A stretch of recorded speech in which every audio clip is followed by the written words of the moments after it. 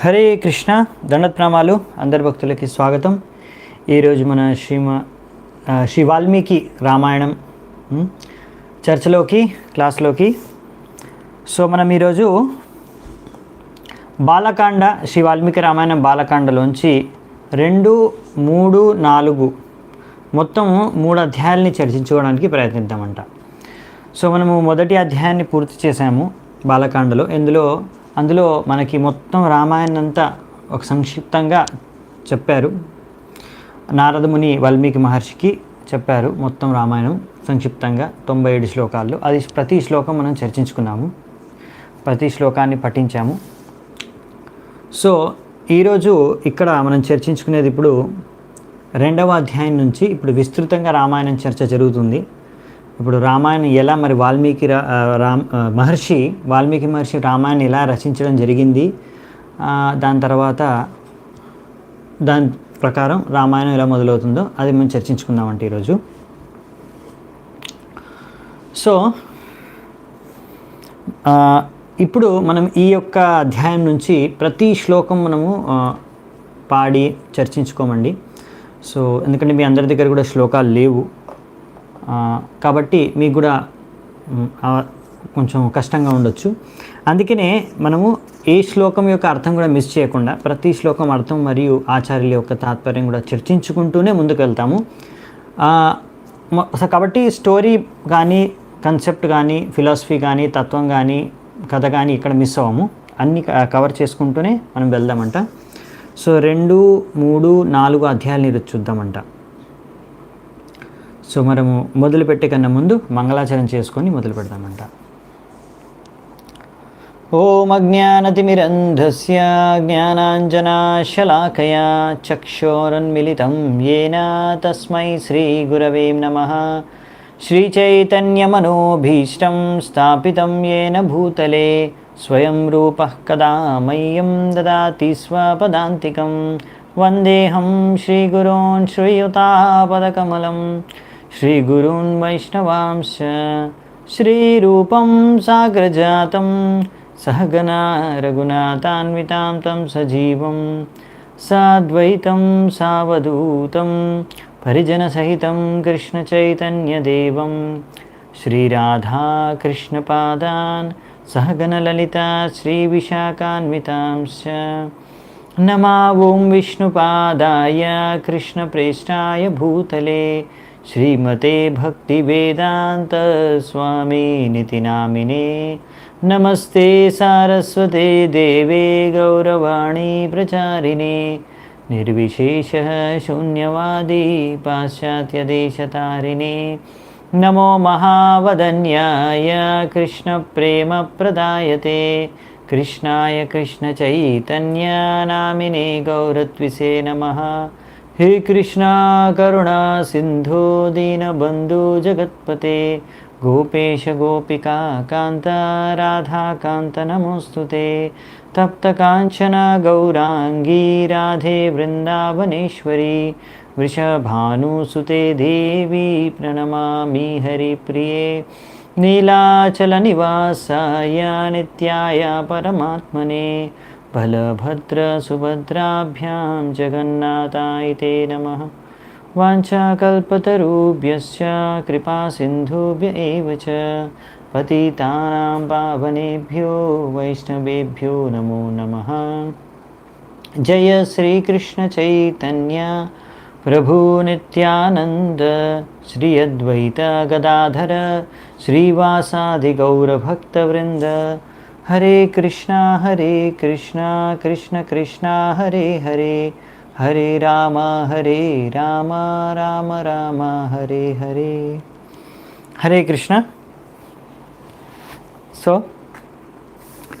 2వ అధ్యాయం పేరు వచ్చేసి బ్రహ్మదేవుడు వాల్మీకి మహర్షికి ఆదేశిస్తాడు. ఇప్పుడు ఆయనకు ఆదేశం మరియు ఆశీర్వాదం ఇస్తాడు ఈ యొక్క రామాయణాన్ని రచించడానికి. సో రామాయణ రచన ఎలా జరిగింది అనే ఒక విశేష చర్చ ఈరోజు చూద్దామంట. ఫస్ట్ ఇప్పుడు ఈ యొక్క అధ్యాయం మొదలవుతుంది. ఆ నారదముని తన బ్రహ్మదేవుడి దగ్గర నుంచి విన్న రామాయణాన్ని మూల రామాయణాన్ని సంక్షిప్తంగా వర్ణించాడు వాల్మీకి ఋషికి. దాని తర్వాత ఆ వాల్మీకి ఋషి ఆ యొక్క నారద మునిని తన యొక్క శిష్యులందరితో ఎంతో ఆధారపూర్వకంగా ఆయన్ని సన్మానిస్తారు, సత్కరిస్తారు. దాని తర్వాత నారద ముని అక్కడి నుంచి సెలవు తీసుకొని వారి యొక్క అనుమతితో అక్కడి నుంచి తిరిగి బయలుదేరుతాడు. ఎక్కడికి వెళ్ళిపోతాడు? బ్రహ్మదేవుడి దగ్గరికి, బ్రహ్మలోకానికి వెళ్తారు. బ్రహ్మదేవుడికి వివరించడానికి ఈ వాల్మీకి మహర్షికి తను ఇలా మొత్తం రామాయణాన్ని వివరించారని, మరియు వాల్మీకి మహర్షికి ఈ రాముడి చరిత్ర తెలుసుకోవాలని, ఆయన పట్ల ఎంతో భక్తి భావన ఉన్నాయని, ఇవన్నీ విషయాలు తెలియజేయడానికి, వాల్మీకి మహర్షి యొక్క గొప్పతనాన్ని కూడా చెప్పడానికి, తెలియజేయడానికి అక్కడ నారదముని బ్రహ్మలోకంలో బ్రహ్మదేవుడి దగ్గరికి వెళ్ళిపోతాడు. దాని తర్వాత ఇక్కడ భూలోకంలో వాల్మీకి మహర్షి దాని తర్వాత నారదముని తన లోకానికి అంటే బ్రహ్మలోకానికి వెళ్ళిపోయిన తర్వాత తన శిష్యులతో పాటు ముఖ్యంగా ఒక శిష్యుడిని తీసుకుంటాడు. భరద్వాజ ఋషి, భరద్వాజ ముని ఆయన శిష్యుడు, ఎంతో ప్రియ శిష్యుడు. ఆయన తీసుకొని ముఖ్యమైన శిష్యులు ఒకరు. ఆయన తీసుకొని ఇప్పుడు నది ఒడ్డున, నది దగ్గరికి వెళ్తున్నారన్నమాట. సంధ్యావందనం స్నానం కోసం అనేసి నది వైపు వెళ్తారు. తామసా నది దగ్గర వెళ్తారు. గంగ దగ్గరికి వెళ్ళి సంధ్యావందనము స్నానం అక్కడ చేయాలనుకొని వెళ్తారు. కానీ తామసా నది దగ్గరికి వెళ్ళి అక్కడ చూస్తారనమాట. ఈ తామసా నది దగ్గరలోనే ఉంది వాల్మీకి ఆశ్రమానికి. సో అది ఎంతో స్వచ్ఛమైన జలంతో ఆ తామసా నదిలో చూస్తారు వాల్మీకి ముని. ఏమాత్రం ఆ బురద లేకపోతే ఏమాత్రం కలుషితం లేకుండా ఎంతో స్వచ్ఛంగా నీరు, ఇంకా ఎంతో ట్రాన్స్పరెంట్. మనం నీటిని చూస్తే కింది వరకు కనిపిస్తుంది కదా, నేల మట్టి అప్పటి వరకు అలా ఎంతో క్లియర్గా ఉన్నాయన్నమాట నీళ్ళు. సో ఇలా ఏమాత్రం బురద లేకుండా క్లియర్గా ఉన్నాయి నీళ్ళు అని చూసి ఆయనకు అక్కడే ఇంకా స్నానం చేద్దామని, సంధ్యావందనం చేద్దామని నిర్ణయం తీసుకుంటారు. అక్కడ ఉన్న భరద్వాజ మునికి ఈ విషయాన్ని కూడా వర్ణిస్తారనమాట. ఎంతో ఈరోజు ఇక్కడ స్వచ్ఛంగా ఉన్నాయి నీళ్ళు అని. సో అలా నువ్వు కూడా ఇక్కడే స్నానం చెయ్యి ఈరోజు అనేసి, ఎందుకంటే ఇప్పుడు మనకి గంగా నది వెళ్ళడానికి సమయం కూడా తక్కువ ఉంది, మన సంధ్యావందనానికి స్నానానికి సమయం అవుతుంది కనుక మీరు ఇక్కడే నువ్వు కూడా ఇదే తమసా నదిలో ఇక్కడే మనము సంధ్యావందనం స్నానం చేసుకుందాం అని చెప్తారనమాట అతనికి. దాని తర్వాత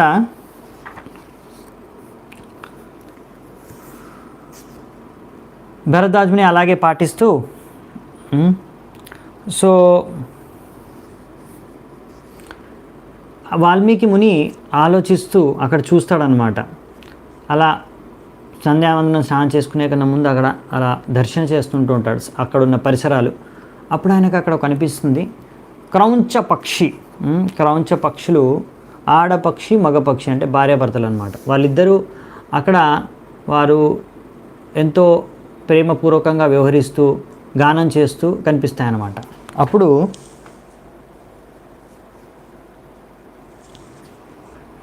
అలా గానం చేస్తూ కనిపిస్తాయి. అలా ఆ రెండు సంఘంలో ఉన్నప్పుడు అక్కడ కనిపిస్తుంది ఏంటంటే ఒక హంటర్, వేటగాడిని చూస్తారనమాట వాల్మీకి ఋషి. ఆ వేటగాడు ఒక దగ్గర నుంచి ఇంకో వైపు నుంచి బాణాన్ని వదులుతాడు. అది మగ క్రౌంచ పక్షికి తగిలి అది అక్కడే ఆ ఆడపక్షి ముందు, క్రౌంచ పక్షి ముందు బిలవిలలాడుతూ చనిపోతుందన్నమాట. మొత్తం శరీరం అంతా రక్తమై. అప్పుడు ఆ బాధను తట్టుకోలేక ఏడుస్తూ విలపిస్తుందన్నమాట ఆ యొక్క ఆడపక్షి. సో ఇలా చూడగానే ఈ దృశ్యాన్ని చూసిన వాల్మీకి ఋషి ఆయన మనసుకు ఎంతో నొప్పి కలుగుతుంది. ఇంకా ఇది అధార్మికమైన కార్యమని ఆయనకు అర్థమవుతుంది. ఎందుకంటే ఆయనకు ధర్మాన్ని ఎరిగినవాడు కనుక. ఎందుకంటే ఎప్పుడైనా రెండు పక్షులైనా సరే, వేటగాడు తన కులవృత్తి ప్రకారం పక్షుల్ని, పశువుల్ని వేటాడతాడు, అదైన కులవృత్తి. రాజులు కూడా వేటాడతారు, కానీ అది అధర్మం. అది వాళ్ళ ధర్మం, వాళ్ళు చేస్తున్నారు, కరెక్టే. కానీ అందులో కూడా ఒకవేళ పక్షులు అయినా కానీ పశువులైనా కానీ ఒకవేళ అవి సాంగత్యంలో అంటే మైథునం చేస్తున్నప్పుడు గనక వారిని వేటాడి చంపేస్తే అది అధర్మం, పాపంగా గుర్తిస్తారనమాట. దాన్ని అధర్మంగా, పాపంగా గుర్తిస్తారన్నమాట.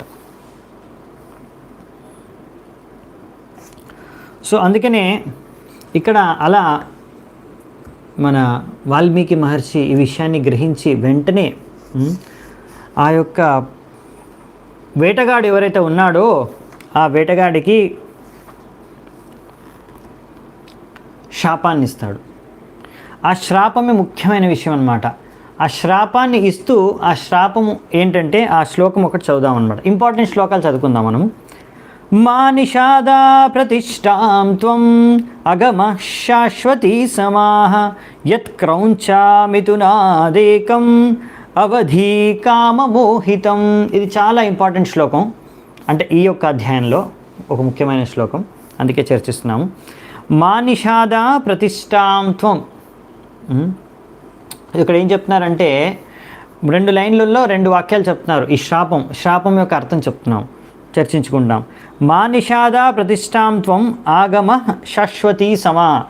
అంటే ఇక్కడ ఏం చెప్తున్నారంటే, ఓ వేటగాడా, నీకు ఎప్పుడు సరైన గతి ఒక దగ్గర నువ్వు ఉండవు, నిలిచి ఉండవు. నీకు సరైన స్థిరమైన గతి నీకు లభించదు. అలాగే నీకు ఎప్పుడు సుఖం అనేది ఉండదు, భౌతిక సుఖం ఎప్పుడు దొరకదు. ఎప్పటివరకు అంటే అనంతకాలం వరకు. ఎందుకంటే నువ్వు ఇలా ఒక క్రౌంచ పక్షుల యొక్క వాళ్ళు మైథునంలో పాల్గొన్నప్పుడు వాటిలో ఒక దాన్ని నువ్వు చంపేశావు కనుక, అందుకని నీకు ఈ శాపం అని ఈ యొక్క శ్లోకాన్ని పలుకుతాడు. మరి ఇది శ్లోకమా శ్రాపమా? ఇది 2 అన్నమాట. మామూలుగా శ్రాపం అనేది శ్లోకం రూపంలో రాదు, కానీ ఇక్కడ మనకి వాల్మీకి మహర్షి శాపాన్ని ఇచ్చిన అది శ్లోకం రూపంలో వస్తుందన్నమాట. సో దీనికి చాలా గూఢమైన అర్థం ఉంది. మరి ఈ యొక్క శ్లోకం ఈ అనుష్ఠూప చంద అని చందాలు ఉంటాయి, ఒక రకమైన పాడే శ్లోకాన్ని ఉచ్చారణ చేసి పాడే విధానం. సో అనుష్ఠూప చందలో ఈ శ్లోకాన్ని మా నిషాదా ప్రతిష్టాం త్వం అగమ శాశ్వతీ సమాహ యత్ క్రౌంచామితునాదేకం అవధి కామమోహితం. మనకు చాలా శ్లోకాలు భగవద్గీతలో కూడా అనుష్ఠూప చందలో ఉంటాయి, కొన్ని భాగవతంలో కూడా ఇదే అనుష్ఠూప చందంలో ఉంటాయి.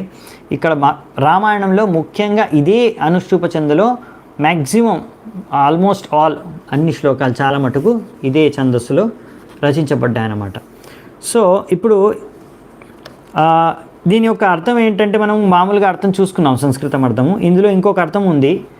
ఎందుకంటే ఈ శ్లోకం ద్వారానే మొత్తం రామాయణం రచించడానికి ఇదొక శ్లోకం అనేది ఒక ఆధారం అన్నమాట. అంటే ఇదే రాగం, ఇదే ఛందస్సులో రచించబడుతుంది కనుక, మరి ఇలా శాపంతో దీంట్లోంచి మనం ఎలా తీసుకుంటాం అంటే, ఈ శాపంలో ఇంకో గూఢార్థం ఉంది ఈ శ్లోకంలో. అది మన ఆచార్యుల ప్రకారం ఏంటంటే, నిషాడ అంటే ఒక స్థలం, నివసించే స్థలం, రెసిడెన్స్. అలాగే ఇక మా నిషాడ అన్నారు కదా, మా అంటే లక్ష్మీదేవి. సో అప్పుడు మా నిషాడ అంటే ఎక్కడైతే లక్ష్మీదేవి నివసిస్తుందో. అలాగే అంటే ఇక్కడ రాముణ్ణి ఉద్దేశించి చెప్తున్నారన్నమాట. రాముణ్ణి గుణగానం చేస్తూ కూడా ఈ శ్లోకానికి ఇంకొక అర్థం తీయొచ్చు, అది మనకు ఆచార్యులు చెప్తున్నారనమాట. ఇక్కడ క్రౌంచ మైథునాద్ అంటే ఎవరైతే రావణుడు మండోదరి వాళ్ళు ఎప్పుడు అలా ఉన్నప్పుడు అలాంటి రావణుడు అంటే ఆ రావణాసురుడు, ఇంకా తనతో ఉన్న మండోదరి, ఇంకా కామమోహితం అలాంటి రావణుడు కామమోహితమై సీతను అపహరించాడు. అందుకనే అవధి అలాంటి ఆ రావణాసురుణ్ణి నువ్వు చంపావు అని రాముణ్ణి ఉద్దేశించి చెప్తున్నారన్నమాట. అందుకనే ఓ రామా, నువ్వు చాలా నువ్వు ఎల్లప్పుడూ విజయవంతుడు అవ్వాలి అని కూడా దీని యొక్క అర్థం అన్నమాట. అంతేకాకుండా ఈ శ్లోకంలోనే అన్ని ఖండాలు, మొత్తం 7 ఖండాలు కూడా మనము వర్ణించాయని, గూఢ రూపంలో ఉన్నాయనేసి కూడా అర్థం చేసుకోవచ్చంట. అది కూడా చూసి వెళ్దామంట ముందుకు మనము. సో మా నిషాద అంటే అది బాలకాండను గురించి చెప్పారని రాశారు. ఎందుకంటే అందులో మా నిషాద అంటే సీతాదేవి నివసించేది. సీతాదేవి నివసించేది రాముడితో పాటు, వాళ్ళిద్దరి కలయిక బాలకాండలో జరుగుతుంది. వాళ్ళ సీతారాముల కళ్యాణం కూడా బాలకాండలోనే జరుగుతుంది. అంటే ఈ ఖండంలోనే ఆ చర్చించుకుంటాం అనమాట. సో అందుకనే ఆ విషయం చెప్తున్నారనమాట. అలాగే అయోధ్యకాండ ఇది వచ్చేసి ప్రతిష్టాం త్వమాగమ, అంటే నువ్వు ఈ కీర్తిని లభించు, అంటే ఈ రాముడు ఇంకా అయోధ్య కీర్తి అనేది వర్ణించబడింది అయోధ్యకాండలో. భగవంతుడు రాముడు తన యొక్క తండ్రి యొక్క ఆదేశాన్ని పాలించి ఎలా ఒక కొడుకు తండ్రి ఆదేశాన్ని పాలిస్తాడు అని దాన్ని ఆదర్శంగా వ్యక్తం చేసి మనకందరికీ తెలియజేస్తాడు రాముడు. అందుకనే ఆయన యొక్క ఖ్యాతి అలా పెరుగుతుంది. సో అది అయోధ్యకాండలో వర్ణించబడింది.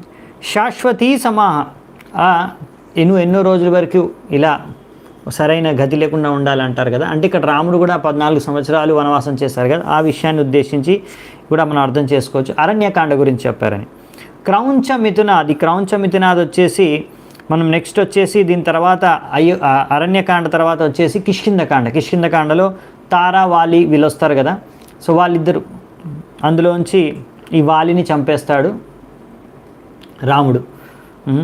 ఎందుకంటే వాలి కూడా సుగ్రీవుడి యొక్క భార్య పట్ల మోహితుడవుతాడు కనుక, కామమోహితం. అందుకే ఈ విధంగా మనం కిష్కింధకాండ కూడా గురించి కూడా చెప్పారని వర్ణించుకోవచ్చు.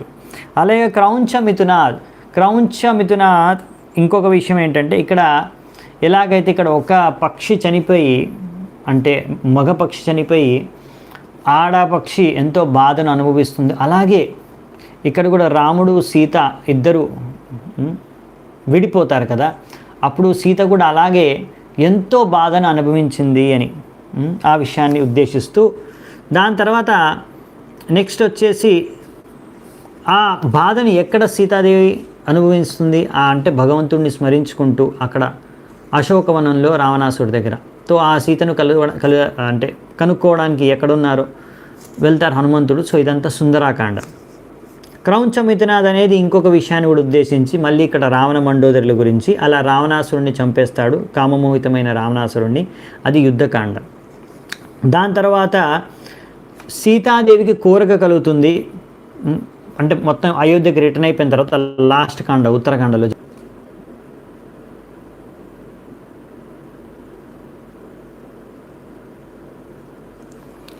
హరే కృష్ణ. సో కొద్దిగా ఇంటర్నెట్లో ప్రాబ్లం వచ్చినట్టుంది. అక్కడ ఉన్న ఋషి మునుల యొక్క పత్నులను దండకారణ్యంలో దాని దగ్గరలో ఉన్న ప్రదేశాల్లో కలవాలనే ఉద్దేశం ఉంటుంది, ఆమెకి కోరిక ఉంటుంది.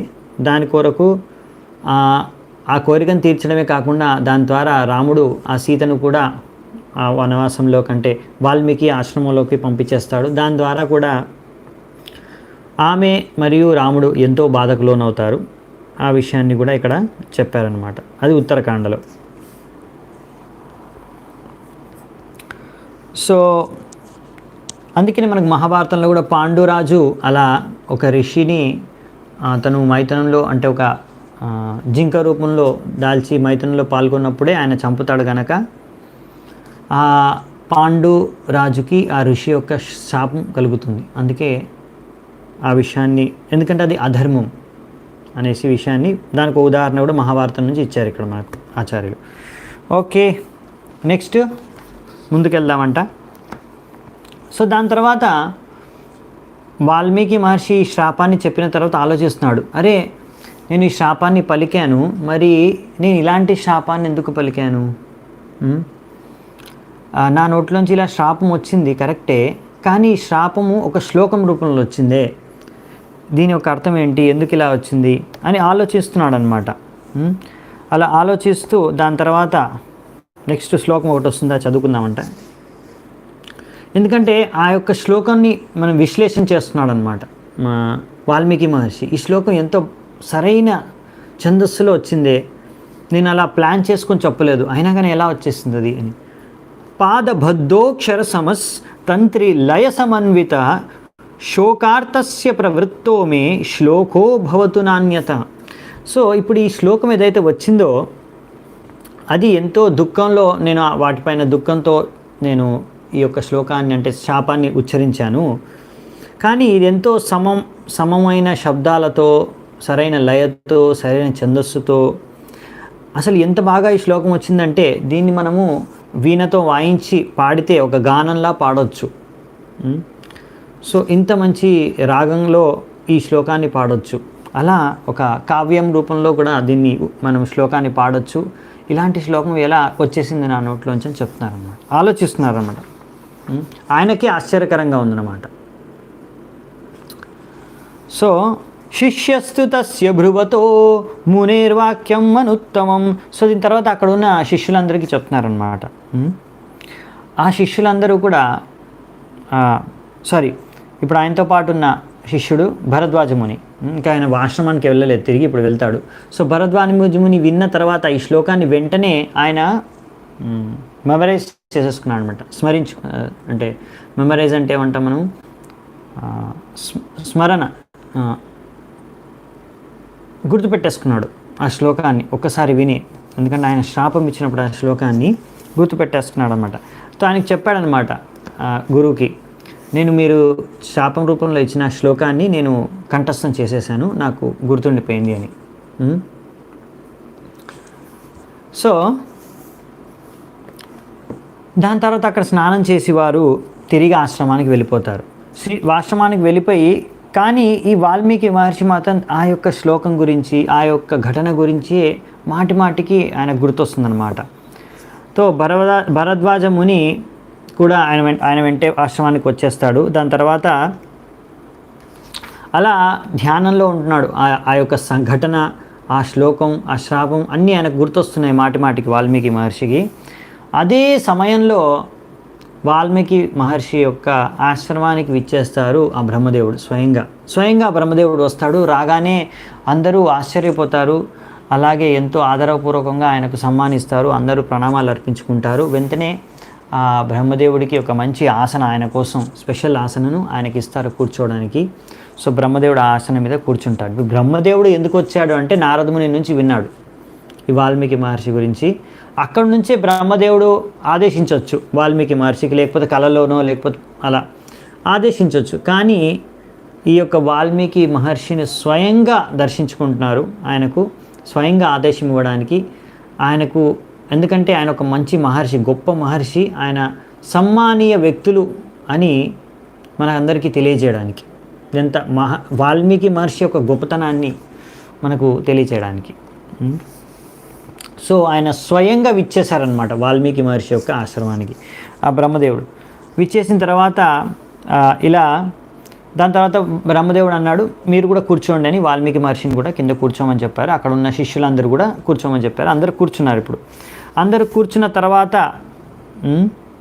ఇప్పుడు బ్రహ్మదేవుడు ముందున్నాడు. కానీ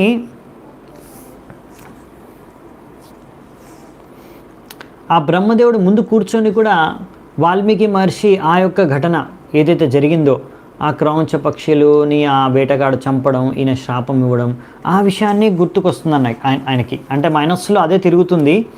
అలా తిరుగుతూనే ఆ యొక్క శ్లోకాన్ని వాల్మీకి మహర్షి మనస్సులోనే అనుకుంటున్నాడు, మళ్ళీ మళ్ళీ ఉచ్చరించుకుంటున్నాడు. సో ఇది బ్రహ్మదేవుడికి అర్థమైపోతుంది.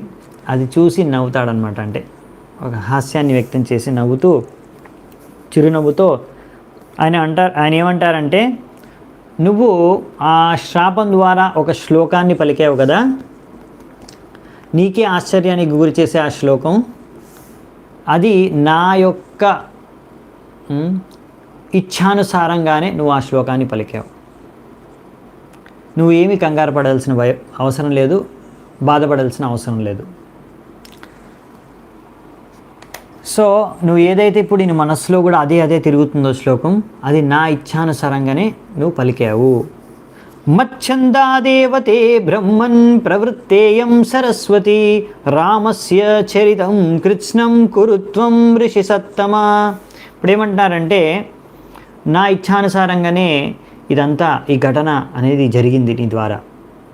సో నువ్వు ఋషి సత్తమ, ఎంతో ఋషులలో శ్రేష్టమైన ఋషివి నువ్వు, వాల్మీకి మునివి. సో నువ్వు ఆ రాముడి యొక్క చరిత్రను ఇదే విధంగా వర్ణించాలి. అంటే ఈ యొక్క ఛందస్సు, ఈ యొక్క శ్లోక ఎలా అయితే నువ్వు పలికావో ఆ స్టైల్లో, ఆ రకంగా నువ్వు మొత్తం రాముడి యొక్క చరిత్రను రచించాలి. రామస్య చరితం కృత్స్నం. సో ఈ యొక్క శ్లోకం లాగే నువ్వు రచించాలి రామాయణాన్ని. అంటే ఇక్కడ బ్రహ్మదేవుడు స్వయంగా వాల్మీకి మునికి ఆదేశాన్ని ఇస్తున్నారు రామాయణం రచించడానికి. ధర్మాత్మనో గుణవతో లోకే రామస్య ధీమతః వృత్తం కథయ ధీరస్య యథా తే నారదాశ్రుతం. సో ఇక్కడ ఏం చెప్తున్నారంటే రాముడికి ముఖ్యంగా 4 లక్షణాలు ఉన్నాయి. ఎన్నో చర్చించుకున్నాం ముందు కూడా, మళ్ళీ ఇక్కడ ఇప్పుడు బ్రహ్మదేవుడు చెప్తున్నాడు వాల్మీకి మునికి. ధర్మాత్మ, ఆయన ధర్మాత్ముడు. గుణవంతుడు, గుణవతో. ధీమత, ఆయన ధీమత. అంతేకాకుండా ధీరస్య, ధీరుడు. సో ఈ 4 లక్షణాలు ఉన్నాయి రాముడికి. ఆయన ధర్మాన్ని, వైదిక ధర్మాన్ని తెలిసినవాడు, అందరికన్నా ఎంతో శుభమైన గుణాలని ఈ యొక్క లోకంలో కలిగినవాడు. అలాగే ఆయన ఎంతో శాస్త్రాల్లో కూడా నిపుణుడు, ధీమత, మరియు ఎంతో ధీరుడైన వ్యక్తి. ఆయన గురించి నువ్వు వర్ణించాలి. ఇంకా ఏం చెప్పారంటే ఈ యొక్క శ్లోకాలు కొద్దిగా ఇంపార్టెంట్ కాబట్టి ఇక్కడ చూద్దామండి ఇంకో 2-3 శ్లోకాలు. రహస్యం చ ప్రకాశం చ యద్వృత్తం తస్య ధీమతః రామస్య సహ సౌమిత్రే రాక్షసానాం చ సర్వశః వైదేహ్యశ్చైవ యద్వృత్తం ప్రకాశం యది వారః తచ్చాప్యవిదితం సర్వం విదితం తే భవిష్యతి. ఇది చాలా ముఖ్యమైన శ్లోకం అండి. చాలామందికి డౌట్ వస్తుంది. ఆ డౌట్ కూడా ఇక్కడ మనకు క్లియర్ అవుతుంది. ఇక్కడ మరి వాల్మీకి మహర్షికి ఎలా తెలుసు? రాముడితో ప్రతిసారి రామాయణం రచించాడు కదా, కానీ రాముడితో పాటు తిరగలేదు కదా ఆయన వాల్మీకి మహర్షి. మరి రాముడుతోని ఎల్లప్పుడూ లేడు. మరి ఎక్కడి నుంచి ఆయనకు సరైన ఇన్ఫర్మేషన్ వచ్చింది? ఎలా తెలిసింది అన్ని విషయాలు? రామాయణంలో ఏం జరిగాయో, రాముడితో పాటు ఏం ఘటనలు జరిగాయో, లేకపోతే రావణాసురుడి లంకలో ఏం జరిగిందో, సీతతో ఏం జరిగిందో, హనుమంతుడితో ఏం జరిగిందో, రాక్షసుల ద్వారా ఏం జరిగిందో, అయోధ్య లోపల కూడా వాళ్ళ ఇంట్లో ఏం జరిగిందో, ఇంకా ఎన్నో విషయాలు, కొన్ని ప్రైవేట్ విషయాలు ఉంటాయి. అవన్నీ ఎక్కడి నుంచి తెలిసాయి అతనికి, మహర్షికి, వాల్మీకి మహర్షి? ఆయన సొంతంగా ఊహించుకున్నాడే, దాని కవి కదా. చాలామంది ఇలా అనుకుంటారు. బయట వాళ్ళు ఏమనుకుంటారంటే వాల్మీకి మహర్షి ఊహించుకొని రాసేసాడు, అతను ఊహా ప్రకారం, ఊహాగానం, ఏదో కల్పితం. అది రాముడి చరిత్ర ఉంది, కానీ ఆయన ఇష్టం వచ్చిన ప్రకారం ఆయన రాసుకున్నాడు అంతే. రాముడు నిజంగానే ఉన్నాడు, కానీ అది ఆ ఎగ్జాక్ట్ అలా జరిగిందని ఏం లేదు, అతను ఊహించుకొని రాశాడు, అతను మనం చూశాడా అని. ఇక్కడ అదే విషయం మనకు క్లారిఫై అవుతుందన్నమాట. చాలా ఇంపార్టెంట్ ఏంటంటే బ్రహ్మదేవుడు ఏమంటున్నా అంటే ఇది రహస్యమైన విషయాలు కూడా రాముడికి సంబంధించినవి అన్నీ నీకు తెలుస్తాయి, నీకు అన్నీ ప్రకాశం అవుతాయి. అలాగే ఏవైనా సరే రాముడు చేసిన పనులన్నీ, ఎక్కడెక్కడ ఘటనలు జరిగాయో రామాయణంలో జరిగిన అన్ని ఘట్టాలు, సౌమిత్రి అంటే లక్ష్మణుడితో సహా సౌమిత్రి లక్ష్మణుడితో సహా జరిగిన ఘట్టాలన్నీ, రాక్షసుల్ని ఎలా వధించారు వాళ్ళిద్దరూ, అలాగే వైధేయాశ్చైవ సీతతో జరిగిన ఘట్టాలన్నీ కూడా, అలాగే వృత్తాంతమంతా నీకు తెలిసిపోతుంది. అలాగే ఇంకా రాక్షసులు, ఇంకా మిగతా ఏవైతే ఘట్టాలు జరిగాయో అన్నీ కూడా నీకు తెలిసిపోతాయి. ఏవైతే ఇంకా జరగలేదో, భవిష్యత్తులో జరగబోయే ఘట్టాలు కూడా నీకు తెలుస్తాయి. అంటే ఇప్పుడు ఇది ఎప్పుడు జరిగింది అంటే ఈ ఘట్టం అనేది, ఈ రామాయణం రచన అనేది రాముడు ఉన్నప్పుడే, రాముడు అయోధ్యను పరిపాలిస్తున్నప్పుడే ఈ రామాయణ రచన జరిగింది అనే విషయాన్ని మనకి ఇప్పుడు అర్థమవుతుంది ఈరోజు. చాలామందికి ఎప్పుడు రచించారు రామాయణం అని. సో వాల్మీకి మహర్షి రామాయణాన్ని ఎప్పుడు రచించారంటే రాముడు రామరాజ్యం జరుగుతున్నప్పుడు, అంటే రాముడు పరిపాలిస్తున్నప్పుడు, అంటే రావణాసురుణ్ణి చంపిన తర్వాత, రాముడి పట్టాభిషేకం అయిపోయిన తర్వాత, అయోధ్యకు తిరిగి వచ్చిన తర్వాత, ఈ యొక్క రాముడు ఎప్పుడైతే రాముడు అయోధ్యను పరిపాలిస్తున్నాడో, దాని తర్వాత సీతను వాల్మీకి ఆశ్రమానికి పంపించిన తర్వాత ఇంకా అశ్వమేధ యజ్ఞం చేస్తాడు. ఇంకా చేయలేదు. అశ్వమేధ యజ్ఞము చేయడానికన్నా ముందు అయోధ్యకు తిరిగి వచ్చి రాజు అయిపోయిన తర్వాత ఈ మధ్య సమయంలో ఈ యొక్క రామాయణం యొక్క రచన జరిగిందనమాట. అందుకే ఇంకా కొన్ని విషయాలు రామాయణంలో ఉత్తరాఖండలో వస్తాయి. అవన్నీ ఆ విషయాలు ఇంకా జరగలేదు, కానీ భవిష్యత్తులో జరగబోతున్నాయి. కానీ ఆ విషయాలు కూడా నీకు తెలిసిపోతాయి అని బ్రహ్మదేవుడు ఇక్కడ ఖచ్చితంగా చెప్పేస్తున్నాడు మన వాల్మీకి మునికి. కనుక నువ్వేమీ కంగారు పడాల్సిన అవసరం లేదు, నీకు అన్ని విషయాలు తెలిసిపోతాయి. ఇంకా అంతేకాదు, నీకు తెలవడమే కాదు, నువ్వు రచించే ఈ కావ్యం, ఇందులో ఒక్క విషయం కూడా అసత్యం ఉండదు. అంతా నువ్వు పలికేదంతా సత్యమే. అంటే ఇది బ్రహ్మదేవుడి అనుగ్రహం ద్వారా వాల్మీకి మహర్షి రచిస్తున్నాడు. ఎవరో ఒక కవి తన పాండిత్యం ద్వారా రచించిన రచన కాదు. ఆ బ్రహ్మదేవుడు స్వయంగా అనుగ్రహం ద్వారా, ఆయన ఆశీర్వాదం ద్వారా ఆయన రచిస్తున్నాడు. కనుక బ్రహ్మదేవుడు ఆ యొక్క గ్యారంటీ ఇస్తున్నాడు, ఇది పరంపర, నువ్వు రచించే ఏ వాక్యము అసత్యము కాదు అని. అలాగే ఇంకా ఏం చెప్తున్నారంటే, ఆ రాముడు ఎంతో గొప్పవాడు, ఆయన ఎంతో మనోహరంగా ఉండే ఆ రాముడి చరిత్రను నువ్వు పుణ్యం శ్లోకం, సో నువ్వు వర్ణించు, ఆ పుణ్యవంతుడైన రాముడిని మంచి శ్లోకాలతో వర్ణించు. యావత్ స్థాస్యతి గిరయ శరితశ్చ మహీతలే తావద్ రామాయణ కథ లోకేషు ప్రచరిష్యతే. ఈ రామాయణం ఎన్ని రోజులు అయితే పెద్ద పెద్ద పర్వతాలు ఉంటాయో, ఎప్పటివరకు అయితే ఈ యొక్క భూమి మీద పర్వతాలు ఉంటాయో, నదులు ఉంటాయో, ఈ భూమి ఉంటుందో, అప్పటి వరకు రామాయణం అనేది ఈ మొత్తం లోకంలో విస్తరించి ప్రచారం అనేది జరుగుతూనే ఉంటుంది. ఎల్లప్పుడూ ఈ రామాయణాన్ని గానం చేస్తూనే ఉంటారు. చూసారా, ఎప్పుడో రచించిన రామాయణాన్ని ఈరోజు మనం కూడా వాల్మీకి మహర్షి రచించిన ఎన్నో సంవత్సరాల క్రితం రామాయణాన్ని కూడా ఈరోజు మనం చర్చించుకుంటాం. కరెక్టేనా? సో అందుకనే ఇక్కడ చెప్పారనమాట. దాని తర్వాత నువ్వు ఈ ప్రపంచంలో ఎన్ని రోజులు నువ్వు బతుకుంటావు, అన్ని రోజులు రామాయణం నువ్వు వింటూ ఉంటావు, గానం జరుగుతూ ఉంటుంది లోకంలో. దాని తర్వాత నువ్వు ఆ పరలోకానికి, భగవద్ధామానికి, వైకుంఠానికి చేరుకుంటావు అని ఇక్కడ ఆశీర్వాదాన్ని కూడా మనకి బ్రహ్మదేవుడు ఈయనకి ఇచ్చేస్తున్నారు. ఎవరికి? వాల్మీకి మహర్షి. సో అప్పుడు ఇలా ఆశీర్వాదం ఇచ్చేసి, ఆయన యొక్క ఆజ్ఞని ఇచ్చేసి వాల్మీకి మహర్షికి బ్రహ్మదేవుడు అక్కడి నుంచి వెళ్ళిపోతాడనమాట, అదృశ్యమైపోతారు. అలా అదృశ్యమైపోయిన తర్వాత, ఒక్క సెకండ్ అండి,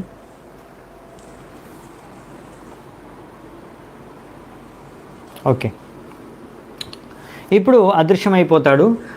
అప్పుడు అక్కడ అందరూ శిష్యులందరూ ఉన్నారు, అంటే భరద్వాజ్ ముని, లవకుశలు అందరూ అప్పుడు ఆశ్రమంలో కూర్చొని వింటున్నారు. ఇదంతా జరిగే ఘటన అంతా వీక్షిస్తున్నారు. అప్పుడు అందరూ ముందే మా బ్రహ్మదేవుడు ఇంకా అదృశ్యమై వెళ్ళిపోతాడు.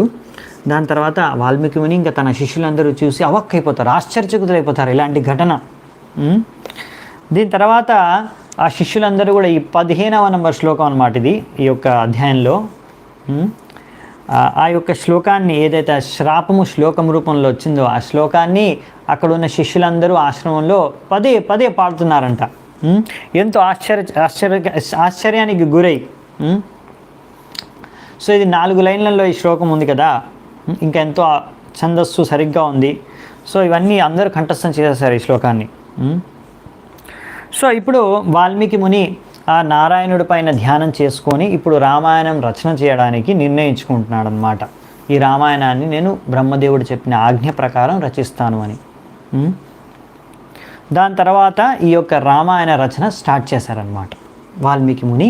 ఎన్నో వందల శ్లోకాలు ఉన్న ఈ రామాయణాన్ని రచించారు అని ఇక్కడ రాశారు. అలాగే ఇంకా ఏం చెప్తున్నారంటే, ఈ రామాయణంలో రచనలో ఎంతో అద్భుతమైన శబ్దాలని యూజ్ చేశారంట వర్ణించడానికి. ఎలా రాముడు రావణాసురుణ్ణి చంపారు, ఇంకా ఈ విషయాలన్నీ, ఘట్టాలన్నీ ఎంతో మధురమైన, ఎంతో సుశోభితమైన, ఎంతో అలంకారకృతమైన శబ్దాలని మనకు వినడానికి కూడా ఎంతో మధురంగా ఉండే శబ్దాలతో ఈ యొక్క రామాయణాన్ని రచించారని రాశారనమాట. సో దీని ద్వారా ఇప్పుడు రామాయణాన్ని రచించడానికి ఆయన ధ్యానంలో కూర్చుంటే, ఇప్పుడు వచ్చే అధ్యాయం స్టార్ట్ అవుతుంది. వచ్చే అధ్యాయం ఏంటంటే 3వ అధ్యాయం. ఒకటి అయిపోయింది మనకు అధ్యాయం, ఇప్పుడు 2వ అధ్యాయం అయిపోయింది. 3వ అధ్యాయం షార్టే, చిన్నదే.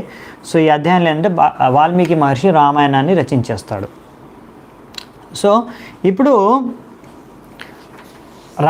ధ్యానంలో కూర్చుంటాడు వాల్మీకి మహర్షి. ధ్యానంలో కూర్చున్నప్పుడు అప్పుడు ఏం జరుగుతుందంటే, ఆ భగవంతుడు కృప ద్వారా, రాముడి కృప ద్వారా మరియు బ్రహ్మదేవుడి యొక్క ఆశీర్వాదం ద్వారా ఆయన ఆచమన చేసుకొని కూర్చుంటాడు. సరైన ఆసనంలో కూర్చొని ధ్యానంలో కూర్చుంటాడు, భగవంతుడిని గుర్తు చేసుకుంటూ. అప్పుడు ఆయనకు ఆ ధ్యానంలో అన్ని ఘట్టాలు, రామాయణంలో జరిగే అన్ని ఘట్టాలు విస్తృతంగా కనిపిస్తాయంట.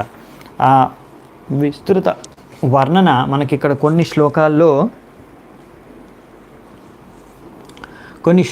ఇచ్చారనమాట. ఉం? మొత్తం రామాయణం మనము ముందు ఒకసారి చూసాము, మొదటి అధ్యాయం పెద్దగా వర్ణన జరిగింది. ఇప్పుడు మళ్ళీ ఇంకా సంక్షిప్తంగా, ఇంకా కండెన్స్గా ఓన్లీ 30 శ్లోకాల్లో మొత్తం రామాయణం 30 శ్లోకాల్లో చెప్పారు ఇక్కడ. అంటే వాల్మీకి రామాయణం అంటే ఇప్పుడు వాల్మీకి మహర్షికి ధ్యానంలో అన్ని ఘట్టాలు లైన్గా కనిపిస్తున్నాయి, ఏమేం జరిగాయి, జరుగుతున్నాయి, జరగబోయేవి అన్నీ కనిపించేస్తున్నాయి వాల్మీకి మహర్షికి. సో అవన్నిటినీ అతను 30 శ్లోకాల్లో చెప్పేశాడనమాట. అంటే సంక్షిప్తంగా, అంటే నాకు ఇలా అన్ని ధ్యానంలో కనిపించాయి అన్ని ఘట్టాలు అని. ఇప్పుడు ఆ ఒక్కొక్క ఘట్టం చెప్పాలంటే ఇవన్నీ చాప్టర్ పేర్లు అనుకోండి. సో ఈ ఒక్కొక్క ఘట్టానికి ఇంకా చాలా విస్తృతంగా వర్ణనం అనేది మనకు మొదలవుతుంది. సో ఈ శ్లోకాలు కూడా చదువుకోవడానికి ఎంతో మనోహరంగా ఉంటాయి. యాక్చువల్లీ పాడవచ్చు మనం, 30 శ్లోకాలు మొత్తం రామాయణం ఉంటుంది. కానీ ఇప్పుడు అది పాడితే మరి మీరందరూ మీ దగ్గర శ్లోకాలు లేవు కనుక మనం ఫాలో అవ్వలేరు. అందుకే మనం డైరెక్ట్గా నేను ఫాస్ట్గా ప్రయత్నిస్తాను ఈ 30 శ్లోకాల యొక్క తాత్పర్యాన్ని, అంటే అర్థాన్ని మీకు తొందరగా తెలియజేయడానికి. అంటే ఒక 10 నిమిషాల్లో మనం మొత్తం రామాయణాన్ని సంక్షిప్తంగా చూడబోతున్నాం అన్నమాట.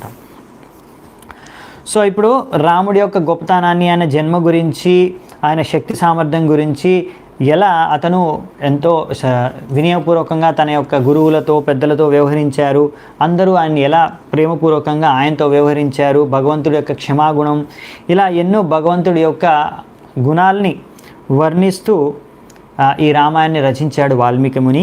సో ఎలా మొదలవుతుందంటే మనం చూసాము, జన్మ తర్వాత విశ్వామిత్రుడు వచ్చి దాని తర్వాత ఆయన్ని తీసుకొని వెళ్తారు. దాని తర్వాత తాటకును వధించిన తర్వాత జానకి దేవితో, అంటే సీతాదేవితో వివాహం జరుగుతుంది. ఆ వివాహం జరిగే సమయంలో ధనుస్సును విరుస్తారు. ఆ శివధనుస్సు విరిసిన తర్వాత తిరిగి వెళ్ళే సమయంలో పరశురాముడితో ఒక ఘటన జరుగుతుంది. దాని తర్వాత దశరథ మహారాజు రాముడిని యువరాజుగా ఘోషించి పట్టాభిషేకం చేయాలనుకుంటారు. అదే సమయానికి కైకేయి తన యొక్క ఈ యొక్క రాముడి అభిషేకానికి అడ్డుకుంటుంది మరియు రాముడిని తన వరం ద్వారా వనవాసానికి పంపించేస్తుంది. తర్వాత దశరథుడు ఇంకా శోకంలో, రాముడు విడిచి వెళ్ళిపోయాడు వనవాసానికి అనే శోకంలో మునిగి ఇంకా ఈ యొక్క పరలోకానికి ఆయన వెళ్ళిపోతాడు. అంటే ఈ శరీరాన్ని త్యాగం చేసి ఆయన పరలోకానికి వెళ్ళిపోతాడు. దాని తర్వాత ఆ సమయంలో, ఇలాంటి ఘట్టంలో ఇంకా మొత్తం అయోధ్య అంతా శోకంలో మునిగి ఉన్నప్పుడు అక్కడికి తిరిగి వస్తాడు భరతుడు. సరే ఇంకా ఇక్కడ రాముడు వెళ్ళిపోతాడు. రాముడు వెళ్ళిపోయిన తర్వాత అయోధ్యకి విడిచి గుహుడి దగ్గరికి వెళ్తాడు. ఆ గుహుడికి తన యొక్క కృపను ప్రసాదిస్తాడు. దాని తర్వాత గంగా నదిని దాటి భరద్వాజ ఋషిముని కలిసి దాని తర్వాత చిత్రకూట వెళ్తారు. ఆ చిత్రకూటలో భరద్వాజ ముని యొక్క ఆదేశానుసారంగా నివసిస్తారు. అక్కడ వాస్తుశాస్త్ర అనుసారంగా పర్ణకుటీరాన్ని తయారు చేసుకొని అక్కడ చిత్రకూటంలో ఉంటారు కొన్ని రోజులు. ఆ సమయంలో భరతుడు తిరిగి వచ్చిన తర్వాత అయోధ్యానికి అన్ని విషయాలు తెలుసుకొని ఆయన రాముడిని తీసుకొని వస్తానని అయోధ్యవాసుల్ని, రాణులందరినీ తీసుకొని ఆ చిత్రకూట ప్రదేశానికి, రాముడు నివసిస్తున్న చిత్రకూట ప్రదేశానికి చేరుకుంటారు. రాముడికి తన యొక్క నమస్కారాలు అర్పిస్తూ ఈ యొక్క రాముడికి విన్నపించుకుంటాడు. దాని తర్వాత దశరథుడు అంటే తన తండ్రి పరలోకానికి వెళ్ళిపోయాడనే విషయాన్ని తెలియజేస్తారు. దాని తర్వాత రాముడు కూడా అంతిమ అబ్లేషన్స్ అంటారు, దశరథుడి కోసం ఆ తర్పణాన్ని చేసుకుంటాడు. దాని తర్వాత ఆయన తిరిగి పంపించేస్తాడు భరతుడికి తన పాదుకల్ని ఇచ్చి. అప్పుడు భరతుడు ఆ పాదుకల్ని భగవంతుడు రాముడి యొక్క భగవంతుడు రాముతో సమానంగా ఆదరించి, సత్కరించి, సమ్మానించి ఆ రాముడి తరఫున ఆయన నంది గ్రామంలో నివసిస్తూ రాజ్యాన్ని పరిపాలిస్తున్నాడు. ఆ సమయంలో ఇక్కడ రాముడు దండకారణ్యలో విరాధ అనే ఒక రాక్షసుని చంపేస్తాడు. దాని తర్వాత శరభంగ ఋషిని కలుస్తాడు, సుతీక్ష్ణ ఋషిని కలుస్తాడు. దాని తర్వాత సీతాదేవి అనసూయను కలుస్తుంది. దాని తర్వాత ఆమె Anasuya Sitadevi is meeting Anasuya and offering sandalwood, ఇంకా చందనాన్ని కూడా అర్పిస్తుందంట. తర్వాత రాముడు హరే కృష్ణ, కొద్దిగా బ్రేక్ అయినట్టుంది ఇంటర్నెట్ వల్ల. తర్వాత రాముడు అగస్త్య మునిని కలుస్తాడు, జటాయుని కలుస్తాడు. కొద్దిగా కరెంట్ పోయిందండి ఇక్కడ, అందుకే కొంచెం నెట్ బ్రేక్ అవుతుంది. మీకు క్లియర్గా ఉంది కదా? మళ్ళీ వచ్చేసింది current.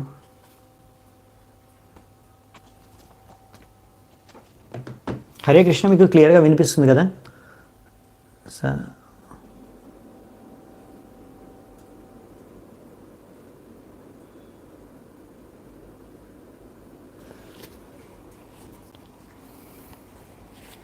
Okay okay, thank you. So నేను కంటిన్యూ చేస్తాను మరి. సో దాని తర్వాత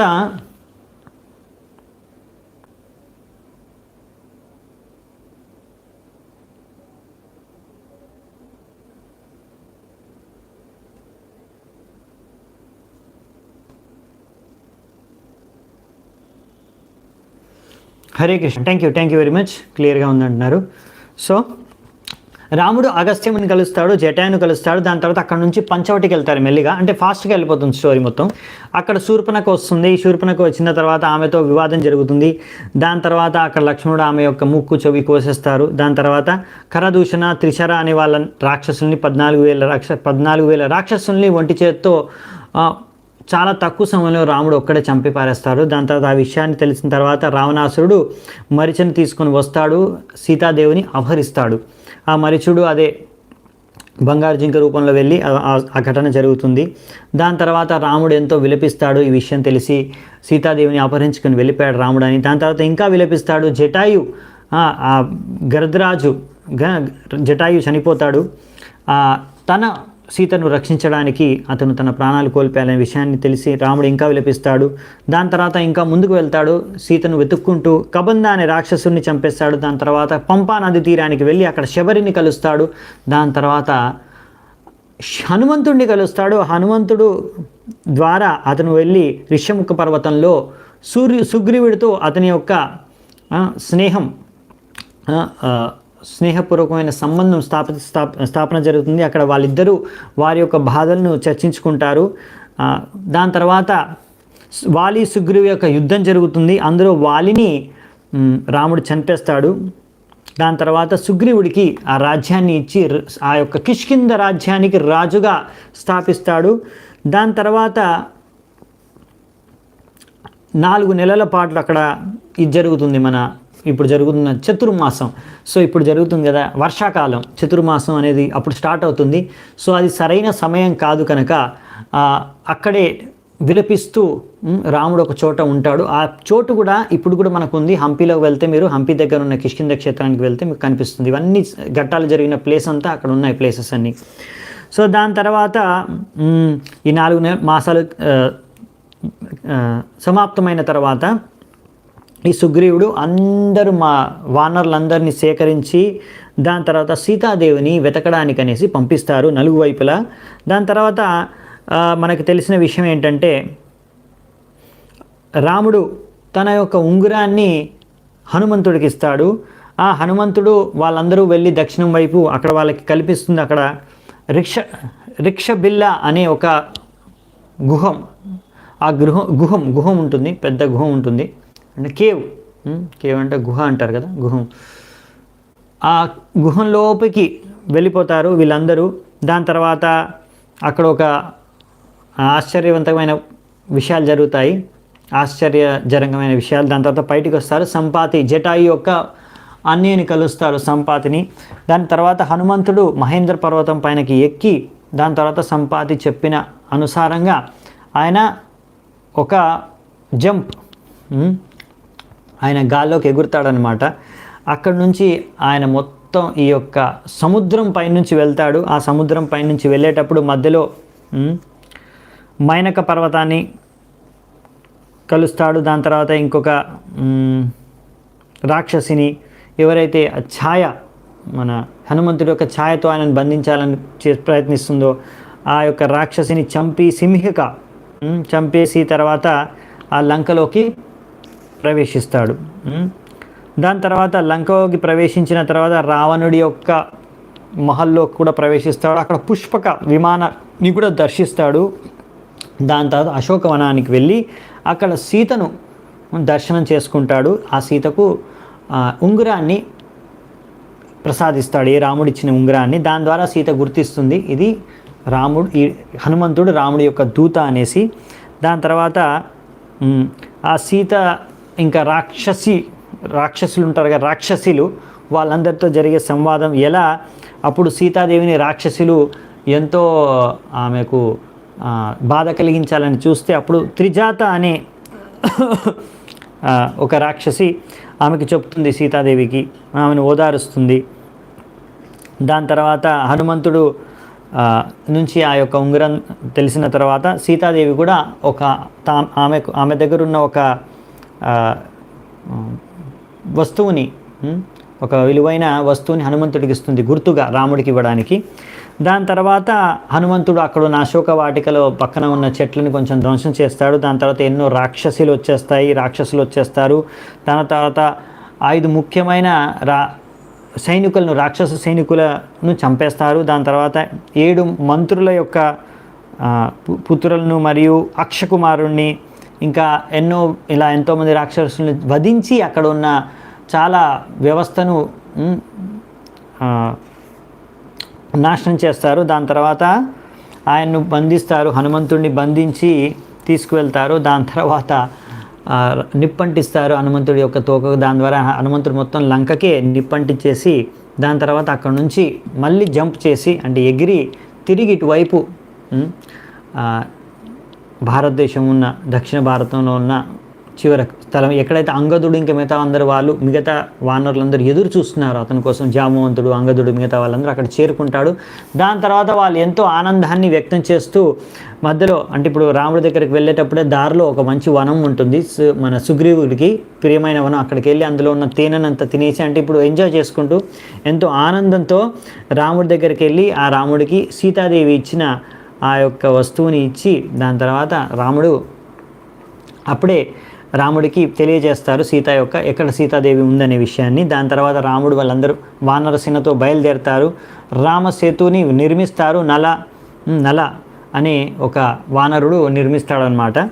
దాని తర్వాత రాముడు విభీషణుడు కలుస్తాడు. విభీషణుడు వచ్చి రాముడికి శరణాగతుడు అవుతాడు. ఆ విభీషణుడి యొక్క సహాయం ద్వారా ఇంద్రజిత్తుని చంపేస్తారు. దాని తర్వాత కుంభకర్ణుని కూడా చంపేస్తాడు రాముడు.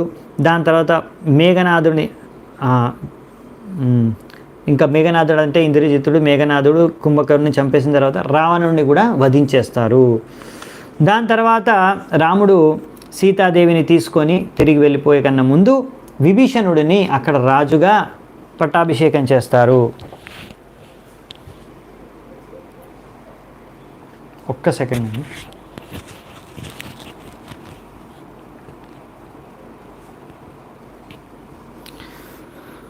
సో దాని తర్వాత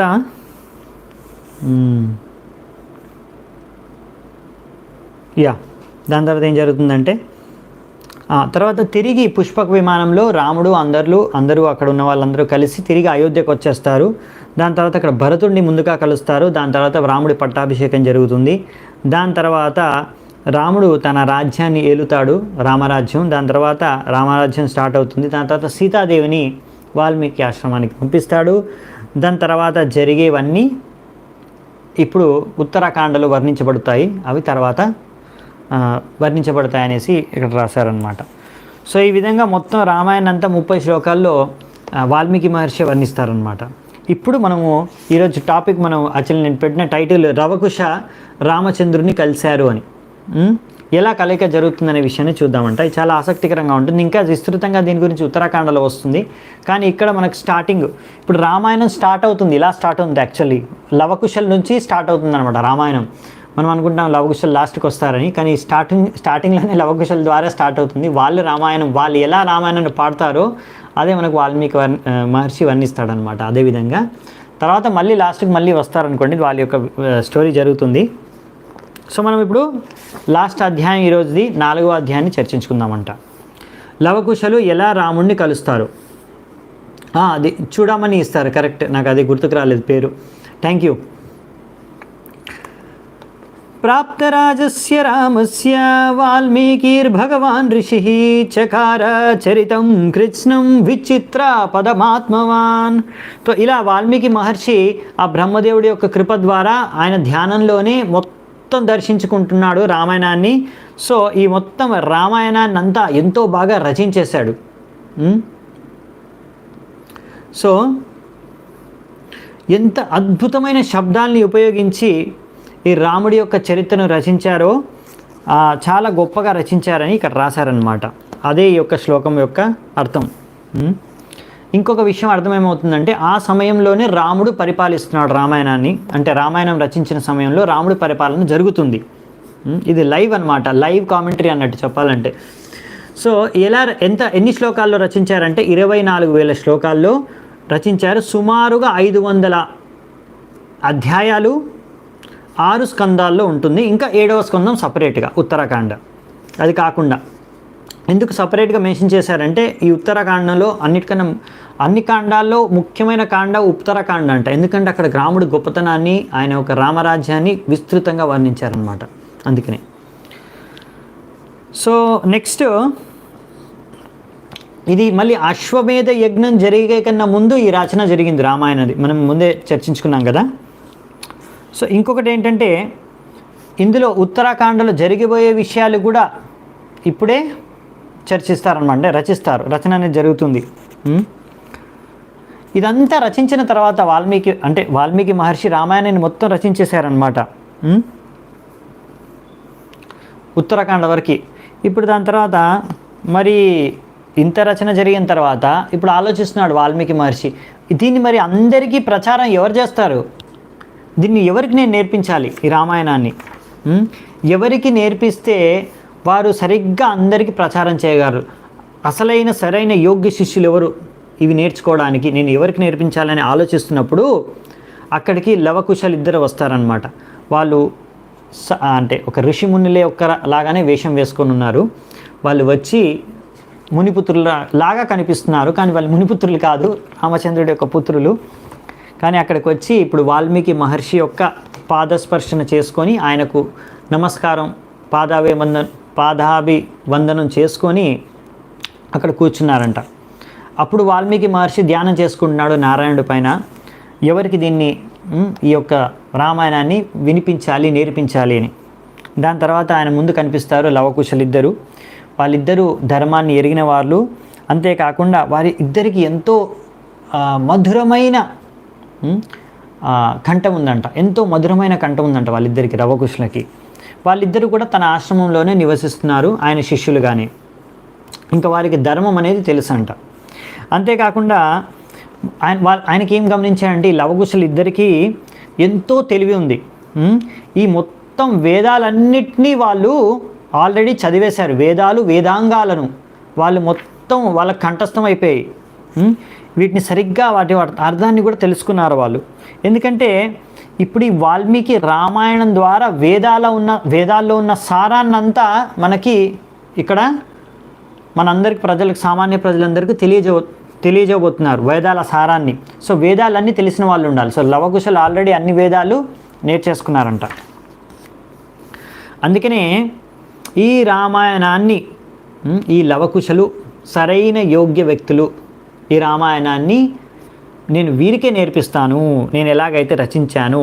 కావ్యం రామాయణం కృష్ణం సీతాయశ్చరితం మహత్ పౌలస్త్యావదమిత్యేవ చకార చరితవ్రత. సో ఇందులో ఒక ముఖ్యమైన సారం కూడా మనం చూస్తాము. రామాయణంలో ఒక విషయం ఉంది, విశేషత ఈరోజు చర్చించుకుంటాము. ఏంటంటే ఇది కావ్య రూపంలో ఉంది రామాయణం, కానీ ఇది గొప్ప కావ్యం రామాయణం అనేది. ఇప్పుడు రచించాను. ఇందులో 2 ముఖ్యమైన విషయాలంట. ఒకటి ఏంటంటే సీతాయశ్చరితం మహత్, సీతాదేవి యొక్క మహాచరిత్ర. రాముడి కన్నా ఇక్కడ ముందు ముఖ్యమైన విషయం సీతాదేవి చరిత్ర. ఇంకోటి పౌలస్త్య వధం. ఎలా పౌలస్త్య అంటే పులస్త్య ఋషి యొక్క పుత్రుడైన మన రావణుడు అనమాట. ఆయన్ని ఎలా వధించారు, రావణుడిని రాముడు ఎలా వధించాడు, ఇవి 2 ముఖ్యమైన ఘట్టాలంట. ఇక్కడ ఈ రామాయణంలో 2 ముఖ్యమైన ఘట్టాలంటే ఇవే. మొదటి సీత గురించి చెప్పారు, దాని తర్వాత నెక్స్ట్ రావణాసురుడి గురించి చంపిన విధానం. సో సీతాదేవి భగవంతుడి రాముడికి మనందరి భక్తులకి, రామభక్తులకి ఆమె మధ్యవర్తి అనమాట. ఆమె ద్వారా మనం రాముని యొక్క కృప కటాక్షులం కాగలమన్నమాట. సో అందుకనే ఇక్కడ వర్ణించారు. అందుకే మనకు శాస్త్రాల్లో ఒక ముఖ్యమైన ఒక శ్లోకం ఉంది. ఈ రామాయణం కానీ మహాభారతం కానీ భాగవతం కానీ, రామాయణం వచ్చేసి అందులో ఎవరి గురించి చర్చించుకుంటారంటే ఒక స్త్రీ గురించి, మహాభారతంలో వచ్చేసి జూదం గురించి, అలాగే భాగవతం వచ్చేసి ఒక దొంగ గురించి. అంటే ఒక వ్యక్తి, మనము ఇది చెప్పాను కదా, పొద్దున్న లేవగానే జూదం గురించి చర్చించుకోవాలి, మధ్యాహ్నం ఒక స్త్రీ గురించి చర్చించుకోవాలి, ఇంకొకటి రాత్రిపూట పడుకునే కన్నా ముందు ఒక దొంగ గురించి చర్చించుకోవాలి. ఎవరైతే తెలివైన వ్యక్తి ఉంటాడో, బుద్ధివంతుడైన వ్యక్తి ఉంటాడో ధీమతాం అలా చేస్తారంట. ఈ యొక్క శ్లోకం ఏంటంటే చాణక్య పండిత్ ద్వారా మనకు తెలుస్తుందన్నమాట శాస్త్రాల్లోంచి. ప్రాతర్ద్యూత ప్రసంగేన మధ్యాహ్నే స్త్రీ ప్రసంగత రాత్రౌ చోర ప్రసంగేన కాలో గచ్చతి ధీమతాం. ఎలా ఒక బుద్ధివంతుడు కాలాన్ని ఎలా గడుపుతాడు, ఒక బుద్ధివంతుడు బుద్ధి ఉన్న తెలివైన వ్యక్తి కాలాన్ని ఎలా గడుపుతాడు. పొద్దున ప్రాతకాలంలో పొద్దున ద్యూత ప్రసంగేన, ద్యూత క్రీడ అంటే గ్యాంబ్లింగ్ మ్యాచ్, ద్యూత ప్రసంగేన ద్యూతం గురించి మాట్లాడుకొని దాని గురించి చర్చించుకుంటాడంట, ఆ విషయం వింటాడంట. మధ్యాహ్నే స్త్రీ ప్రసంగత, మధ్యాహ్నం స్త్రీ ప్రసంగాన్ని వింటాడంట. రాత్రౌ చోర ప్రసంగేన, రాత్రిపూట చోర్ అంటే దొంగ యొక్క ప్రసంగాన్ని ప్రసంగించుకోవడం అంటే చర్చించుకుంటారు. కాలో గచ్చంతి ధీమత, ఇలా కాలాన్ని గడుపుతాడంట. ధీమత అంటే తెలివైన వ్యక్తి. అంటే ఇక్కడ ఇండైరెక్ట్గా ఏంటంటే ద్యూత ప్రసంగం అంటే మహాభారతం, ద్యూతం ఆడతాం కదా, అంటే ద్యూతం ఆడతారు కదా మహాభారతం, దాని ద్వారానే మొత్తం మహాభారతం దాని చుట్టూ, అది మెయిన్ ఎపిసోడ్ అనమాట, టర్నింగ్ పాయింట్. అలాగే మధ్యాహ్నే స్త్రీ ప్రసంగం, సీతాదేవి ఆమెను అపహరించుకోకపోవడమే రావణుడు, అదొక టర్నింగ్ పాయింట్ అనమాట మొత్తం రామాయణానికి. సో ఇది మెయిన్ టర్నింగ్ పాయింట్. అలాగే రాత్రో చోర ప్రసంగేన, ఇంకా కృష్ణుడు ఆయన మెయిన్ వెన్న దొంగ కృష్ణుడు వచ్చేసి ఆయన లీలలు మొత్తం భాగవతానికే మెయిన్ సెంటర్ అన్నమాట. సో అందుకనే ఈ 3 విషయాలు మనము పొద్దున మధ్యాహ్నం రాత్రి చర్చించుకోవాలి. ఇది సరైన విధానంగా ఒక వ్యక్తి తన సమయాన్ని తెలివైన వ్యక్తి గడుపుతాడని చెప్పారు. సో మనము నెక్స్ట్ 2 శ్లోకాలు కూడా బాగుంటాయి, చూడు చర్చించుకొని ముందుకెళ్దామంట. పాఠ్యే గేయే చ మధురం ప్రమాణే శ్రీభిరన్వితం జాతిభిః సప్తభిర్ధబద్ధం తంత్రీలయ సమన్వితం రసై శృంగారకారుణ్య హాస్య వీరాభయానకైః రౌద్రాదిభిశ్చ సంయుక్తం కావ్యమేతద్ అఘాయతాం. ఇది ఒక మహాకావ్యం, ఎంతో గొప్ప కావ్యం. ఎందుకు అది, మరియు ఈ యొక్క ఇద్దరు లవకుశలు ఎంత బాగా దీన్ని నేర్చుకొని ఎలా దీన్ని పాడారు అనే విషయాన్ని కూడా ఇక్కడ చెప్పారనమాట. పాఠ్యే ఘేయే చ మధురం, ఎంతో మధురంగా వీళ్ళు పాడారంట. ప్రమాణై శ్రీభిరన్వితం. సో ఇక్కడ ఎన్నో వాళ్ళు వీణను తీసుకొని వాళ్ళిద్దరూ వీణను వాయించుకుంటూ ఆ వీణకు లయబద్ధంగా ఈ యొక్క గానాన్ని, రామాయణం కావ్య రూపంలో ఉన్న రామాయణాన్ని గానం చేస్తున్నారంట. అలా ఇంకా ఎంతో మధురమైన సంగీతంతో ఇలా గానం చేస్తూ ఎన్నో రసాల్ని వాళ్ళు, రామాయణంలో ఉన్న ప్రతి రసాన్ని వాళ్ళు వ్యక్తపరుస్తున్నారంట. రసై శృంగార రసం, కారుణ్య రసం, హాస్యరసం, వీర్యరసం, భయానక రౌద్ర రసం, ఇలా అన్ని రకరకాల రసాలని రామాయణంలో ఇవన్నీ రసాలు ఉన్నాయి. అన్ని రసాలని వ్యక్తపరుస్తూ వారు పాడుతున్నారంట. సరైన సంగీతంతో ఎంతో మధురంగా పాడుతున్నారంట. ఈ రామాయణం గొప్పతనం ఏంటంటే ఇది వినడానికి మధురంగా ఉంటుందంట, పాడడానికి కూడా మధురంగా ఉంటుందంట. అలాగే ఉచ్చారణ, శ్లోకం రూపంలో మీరు చదువుకోవాలన్నా పాడాలన్నా కూడా మధురంగా ఉంటుందంట.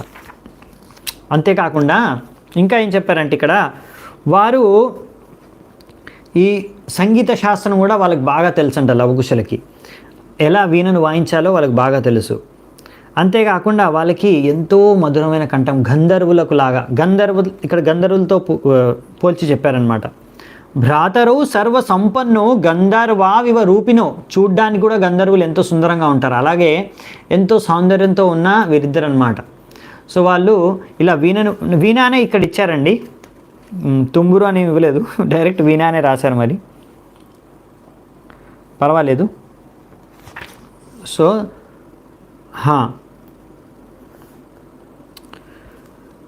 మూర్ఛన స్థాన కోవిదవు, వీణను వాయించడం కూడా వాళ్ళకి తెలుసు.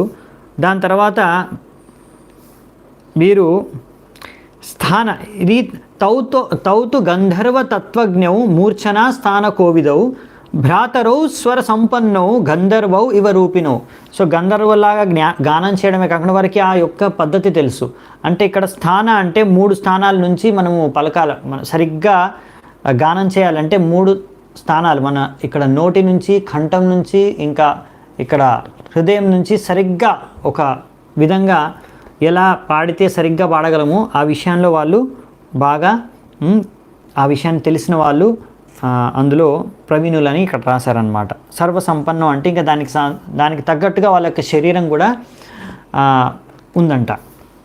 రూప లక్ష్మణ సంపన్నం, అలా వాళ్ళ రూపము ఆ భగవంతుడి రాముడి లాగానే డిట్టో వాళ్ళలాగానే అంటే ఆయన లాగానే కనిపిస్తారంట. బింబౌ రామదేహాత్ తథాపరౌ. సో వారి యొక్క ఎంతో మధురమైన కంఠాలు ఉండడమే కాకుండా ఇద్దరు రాముడి యొక్క పుత్రులు కనుక ఆ రాముడి యొక్క లక్షణాలు వాళ్ళ యొక్క రూపంలో కనిపిస్తున్నాయంట. ఇప్పుడు ఏం జరుగుతుందంటే ఇది చాలా ముఖ్యమైన విషయం. ఇప్పుడు ఏం జరుగుతుందంటే ఇద్దరు రాకుమారులు చెప్పాలంటే లవకుశలు, కానీ ఇప్పుడు మునిపుత్రుల వేషంలో ఉన్నారనమాట. కానీ వీళ్ళకి ఇప్పుడు మొత్తం జ్ఞానం అనేది తెలుసు, ఎంతో జ్ఞానవంతులు మరియు ఎంతో తెలివైన వారు, బుద్ధిమంతులు, ఎంతో అదృష్టవంతులు. ఇలా శబ్దాల గురించి కావ్యాల గురించి కూడా సంపూర్ణ జ్ఞానం తెలిసిన వారు ఈ మొత్తం రామాయణాన్ని అంతా కంఠస్థం చేసేసుకున్నారంట. మొత్తం రామాయణాన్ని అంతా లవకుశులు ఇద్దరు కంఠస్థం చేసేసుకున్నారు. దాని తర్వాత ఎలా ఈ రామాయణాన్ని పాడాలో తెలుసుకొని ఋషులు మునుల మధ్యలో దాన్ని పాడి వినిపించారంట కూడా. సో ఇప్పుడు కథ మొదలవుతుంది. ఒకసారి ఇలా వాళ్ళు పాడడం స్టార్ట్ చేశారు, ఇంకా పాడుతూ పాడుతూ వెళ్తున్నారు. So once upon a time, ఒకానొకప్పుడు లవకుశలిద్దరూ ఇలా ఈ రామాయణాన్ని పాడుతూ పాడుతూ ఒక పెద్ద ఋషి సమూహంలో పాడుతున్నారంట. ఇది ఎక్కడ జరిగిందంటే మొత్తంగా చెప్పాలంటే ఇది అశ్వమేధ యజ్ఞం అనేది శ్రీరాముడు చేస్తున్నాడు. ఈ ఘట్టం అనేది మళ్ళీ మనం ఉత్తరాఖండలో చూస్తాం అన్నమాట. సో శ్రీరాముడు ఆ అశ్వమేధ యజ్ఞం చేయడానికి అది పెద్ద ఆయోజన ఉంటుంది, దానికి పెద్ద నిర్మాణం, ఎంతోమంది వస్తారు, అది పెద్ద సంబరం, పెద్ద ఉత్సవం అన్నమాట. అందులో ఎంతోమంది ఋషిమునులు ఒక దగ్గర కూర్చొని ఉంటారు. ఆ సమూహంలో ఎంతో గొప్ప ఋషిమునుల సమూహంలో వాళ్ళు లవకుశులు వెళ్ళి ఈ గానం చేస్తారనమాట రామాయణాన్ని. సో ఇలా గానం చేసే సమయంలో తచ్చుత్వా మునయః సర్వే బాష్పపర్యాకులేక్షణః సాధు సాధ్వితి తావూచు పరం విస్మయం ఆగతాః. ఇది చాలా బాగుంటుంది. ఇక్కడ ఏం చెప్తున్నారంటే అలా విన్నవాళ్ళు తచ్చుత్వా మునయ, ఆ మునులందరూ ఆ రామాయణాన్ని విని లవకుశుల దగ్గర నుంచి వాళ్ళందరి సర్వే బాష్ప, కళ్ళల్లోంచి నీళ్లు కారాయంట. అంటే అంత వాళ్ళు మొత్తం మునిగిపోయారనమాట రామాయణం వినడంలో. వాళ్ళందరూ ఎంతో ఆనందపడి సాధు సాధు, వెరీ గుడ్ వెరీ గుడ్, చాలా చాలా బాగా మీరు రామాయణాన్ని పాడారని ఎంతో ఆనందాన్ని ఆశ్చర్యాన్ని ఒకేసారి వ్యక్తం చేశారంట.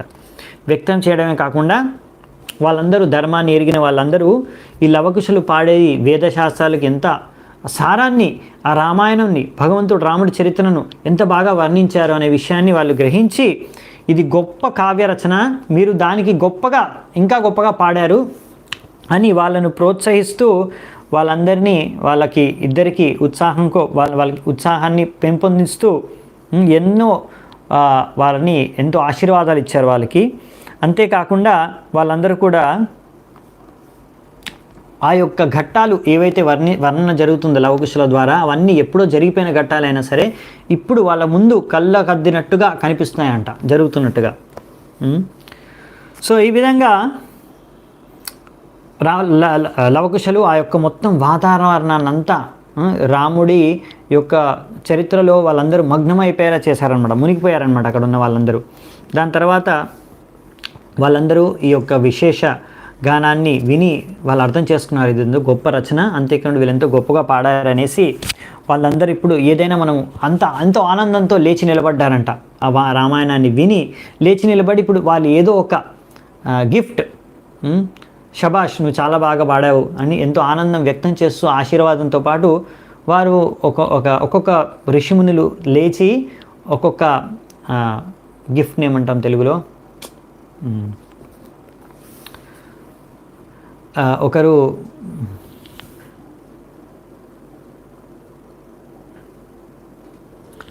గిఫ్ట్ని ఏమంటామండి తెలుగులో,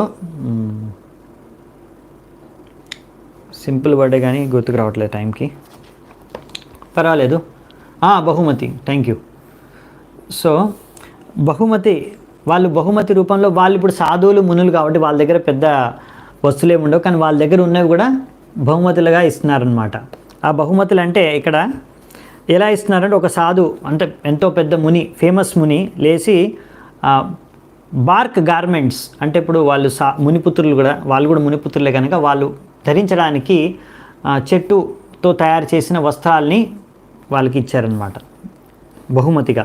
ఇంకొకరు ఏం బహుమతి ఇచ్చారంటే జింక చర్మం కూర్చోవడానికి కావాల్సిన జింక చర్మాన్ని వాళ్ళు బహుమతిగా ఇచ్చారంట.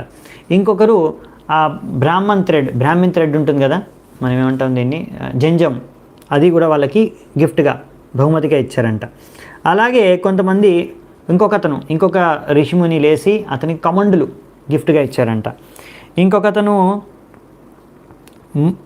మౌంజీ అనే విషయాన్ని ఇచ్చారంట, అది మనకేందో తెలీదు, ఇంగ్లీష్లో ఉంది. ఇంకొకరు కోపిని ఇచ్చారంట. ఇంకొకరు ఒక కూర్చోవడానికి మంచి ఆసన ఇచ్చారంట. ఇంకొకరు గొడ్డలు ఇచ్చారంట. అంటే ఇప్పుడు మీరు యజ్ఞం చేయడానికి చెట్లు కొట్టాల్సి వస్తుంది కదా, కొట్టి చెక్క తీసుకొని రావాల్సి వస్తుంది కదా, దానికోసం గొడ్డలు ఇచ్చారంట. ఇంకొకరు కషాయ వస్త్రాన్ని ఇచ్చారంట ధరించడానికి. ఇంకొకరు చెట్టు యొక్క అది బార్క్ని ఇచ్చారంట. ఇంకొకరు వచ్చేసి వారి యొక్క జుట్టుని కట్టుకోవడానికి ఒక రిబ్బన్ లాంటిది అది ఇచ్చారంట. ఇంకొకరు వచ్చేసి వారి దగ్గర ఉన్న యజ్ఞంలో ఉపయోగించుకోవడానికి వాళ్ళ దగ్గర చెక్కలు ఉంటాయి కదా, వాటిని కట్టడానికి ఒక రోప్ని ఇచ్చారనమాట. సో ఇలా ఒక్కొక్కరు, ఇంకా ఒకరు మంచి ఆసనం ఇచ్చారంట. ఇంకా మిగతా వాళ్ళందరూ కూడా ఆశీర్వాదం ఇచ్చారంట. సో ఇలాంటి సమయంలో ఏం జరుగుతుందంటే, ఆయుషం అపరే ప్రాహుర్ మూఢతత్ర మహర్షి, వాళ్ళందరూ ఆశీర్వదించారంట. మీరు చిరకాలం ఇంకా ఎన్నో ఏళ్ళు ఇలా బతికి ఉండాలి అని మంచి ఆశీర్వాదాలను వాళ్ళందరూ ఋషుల మునుల నుంచి లవకుశులు సేకరించారనమాట. సో ఈ విధంగా ఎంతో ఆశ్చర్యానికి గురయ్యారంట, ఎంత బాగా వాళ్ళు ఈ యొక్క రచన చేశారు అనేది. దీని తర్వాత అభిగీతం ఇదం గీతం సర్వగీతేషు కోవిదౌ ఆయుష్యం పుష్టి జనకం సర్వశ్రుతి మనోహరం. సో ఇప్పుడు ఏం చెప్తున్నారంటే,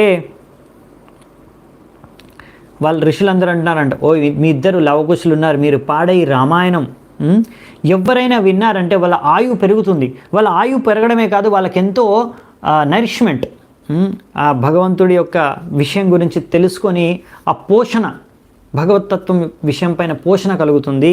అలాగే ఇది ఎంతో మధురంగా మీరు పాడుతున్నారు, ఇందులో ఎంతో మధురంగా దీన్ని వర్ణించారని కూడా వాళ్ళని పొగుడుతున్నారనమాట. ఇలా సందర్భంలో, ఇలా జరుగుతున్న ఘట్టంలో మధ్యలో అప్పుడు ఎవరు చూస్తారంటే, ఇది జరిగే సంభాషణ ఇదంతా ఎవరు చూస్తారంటే రాముడి యొక్క తమ్ముడైన భరతుడు అక్కడికప్పుడు వస్తాడనమాట. భరతుడు చూస్తాడు, వీళ్ళిద్దరు లవకుశులు ఎంత బాగా రామాయణాన్ని పాడుతున్నారని. వెంటనే వెళ్ళి రాముడికి చెప్పేస్తారనమాట, సందేశాన్ని ఇస్తారు.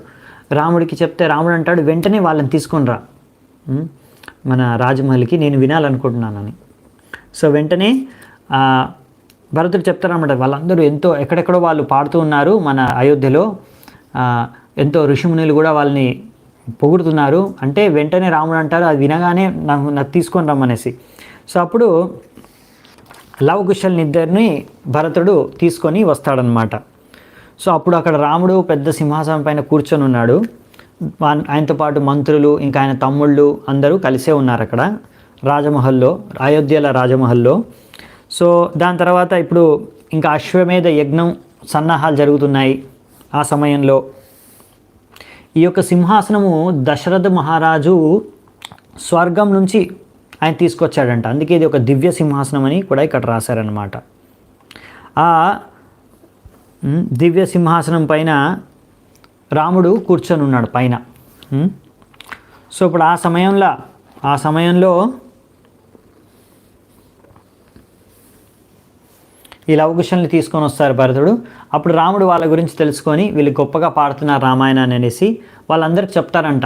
ఏమని, మీరందరూ వినండి, ఇప్పుడు వీళ్ళిద్దరూ రామాయణాన్ని పాడుతారు అనేసి వాళ్ళిద్దరినీ పాడమని చెప్తారంట.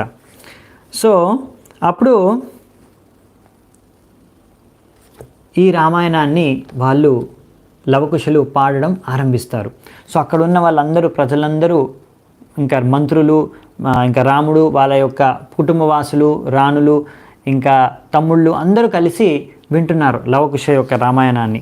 వాళ్ళు ఎంతో మధురంగా పాడుతున్నారు, ఎంతో మనోహరంగా పాడుతున్నారు. అక్కడున్న వాళ్ళందరూ మగ్నమైపోయారు. అలాంటి మరి రాముడు ఏమంటున్నాడంటే వింటూ, ఈ యొక్క రామాయణం నాకు కూడా మంచి చేస్తుంది, అందుకనే ఇది గట్టిగా పాడండి, అందరూ వింటామని. సో ఇప్పుడు ఇక్కడ రాముడు ఎందుకు ఉత్సాహాన్ని చూపిస్తున్నారు మీరు అనుకోవచ్చు. అదేంటి, రాముడి చరిత్ర, ఆయన రామాయణం, ఆయన చరిత్ర ఆయన వినడానికి అంత ఉత్సాహం ఎందుకు చూపిస్తున్నాడు, లేకపోతే అందరిని ఎందుకు వినమంటున్నాడు అని మీరు అనుకోవచ్చు. అది ఒక సాధారణ మనిషిలా కాదు. ఇక్కడ రాముడు ఏంటంటే, ఇప్పుడు ఈ రామాయణం అనేది ఇందులో ముఖ్యమైన పాత్ర, మనం ముందు కూడా చెప్పుకున్నాం కదా, ముఖ్యమైన ఘట్టం వచ్చేసి ఫస్ట్ సీత గురించి, సీతాదేవి గురించి వర్ణించబడుతుంది. ఆమె యొక్క గొప్పతనం, ఆమె యొక్క గొప్ప చరిత్ర. సో అందుకనే ఇప్పుడు సీతాదేవి చాలా రోజుల నుంచి ఇప్పుడు ఆయన దగ్గర లేదు, వాల్మీకి ఆశ్రమంలో నివసిస్తుంది. సో ఆయన రామచంద్రుడు ఎంతో విరహంతో, బాధతో ఉన్నాడు. సో ఈ రామాయణం ద్వారా ఆ సీతాదేవి గురించి మళ్ళీ విని ఆ యొక్క ఆయన దుఃఖాన్ని దూరం చేసుకునే ఈ యొక్క మంచి సమయం అని గుర్తించి శ్రీరాముడు కూడా ఇప్పుడు వాళ్ళ దగ్గర నుంచి ఆ రామాయణాన్ని వినాలనుకుంటున్నాడు. అని ముఖ్య ఉద్దేశం సీతాదేవి గురించి కూడా మళ్ళీ విని గుర్తు చేసుకోవడం అని. ఆ విధంగా ఇక్కడ మనకి మన ఆచార్యులు పరాశర భట్ట చెప్తారనమాట ఈ విషయాన్ని. ఎందుకంటే సీతాదేవి గొప్పతనం ఏంటండి అంటే ఒక శ్లోకంలో ఇక్కడ వర్ణించారు మనకి, ఉదాహరణకి. ఈ తర్వాత వస్తుంది మనకి రామాయణంలో, కానీ ఇప్పుడు ఇక్కడ మనకు అర్థం చేసుకోవడానికి రాముడు చాలా గొప్ప. రాముడు, విభీషణుడు వచ్చాడు అతని దగ్గరికి శరణాగతుడు అయితే, ఆ రాక్షసుడి సోదరుడైన విభీషణుడికి కూడా సరే మీకు శరణాగతుడు అవుతామంటే అప్పుడు ఆయనని శరణాగతుడు తీసుకున్నాడు, ఆయన మిత్రుడిగా చేసుకున్నాడు. మిత్రభావేన సంప్రాప్తం నత్యజేయం కథాంచన దోషో యద్యపి తస్య స్యాత్ సతామేతత్ అగర్హితం. రాముడు అంటాడు, ఒకవేళ ఎవరైనా సరే ఇలా మిత్రభావనతో నాకు వచ్చి ఇలా నాతో మిత్రత్వం చేయాలనుకుంటే అలాంటి వ్యక్తిని నేను ఎప్పుడు త్యాగం చేయను. అతనిలో ఏదైనా లోపం ఉన్నా సరే, అతను ఒక రాక్షసుడి యొక్క తమ్ముడైనా సరే పర్వాలేదు, ఆయనకు లోపం, ఎలాంటి లోపం ఉన్నా పర్వాలేదు, అతన్ని నేను స్వీకరిస్తాను, ఎందుకంటే అది నా యొక్క లక్షణం అని రాముడు చెప్తాడనమాట. మరి ఇప్పుడు సీతాదేవి గొప్పతనం ఏంటంటే, ఆమెతో పాటు నివసిస్తున్నప్పుడు అశోకవనంలో ఎంతోమంది రాక్షసులు, ఆడరాక్షసులు ఆమెను ఎంతో వేధిస్తారు, ఆమెకు ఎంతో బాధను గురి చేస్తారు. అలాంటి వాళ్ళను కూడా ఆమె వదిలేస్తుంది, అంటే క్షమించేస్తుంది. ఎప్పుడైతే ఆమెను వీళ్ళందరినీ చంపేసాను అని హనుమంతుడు అడిగితే, వద్దొద్దు వీళ్ళని చంపొద్దు, వీళ్ళందరినీ వదిలేయి, ఎందుకంటే పాపానాం వా శుభానాం వా వదార్హానం ప్లవంగమా కార్యం కారుణ్యమార్యేన న కశ్చిన్నాపరాధ్యతి.